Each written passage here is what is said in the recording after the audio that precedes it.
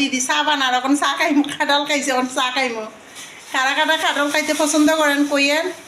আর কাঁঠাল তো সিজনে খাওয়ান যায়, সিজন ছাড়া তো পাওয়া যায় না ফাঁকনা কাঁঠাল। এই যে দিদি চা বানার এখন, এই যে চা হয়ে যায়, চা খাইমো এখন কই যাবে। এই জায়গাটার নাম হয়েছে তোমার মহাশক্তি পূর্বপাড়া। আমি যেখানে আই এটা মহাশক্তি পূর্বপাড়া ধরে। ওই যে দিদার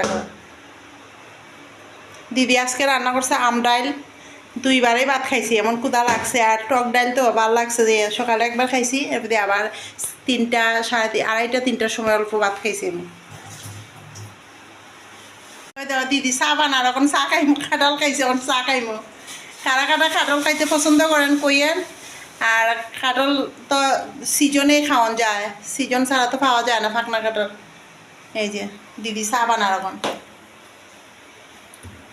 এই যে চা হয়ে যায়, চা খাইমো এখন কই যাবে।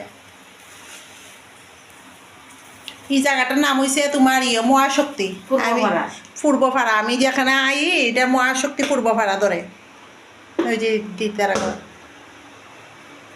দিদি আজকে রান্না করছে আম ডাইল, দুইবারই ভাত খাইছি, এমন ক্ষুধা লাগছে। আর টক ডাইল তো ভালো লাগছে, যে সকালে একবার খাইছি, এরপরে আবার 3টা আড়াইটা 3টার সময় অল্প ভাত খাইছি আমি।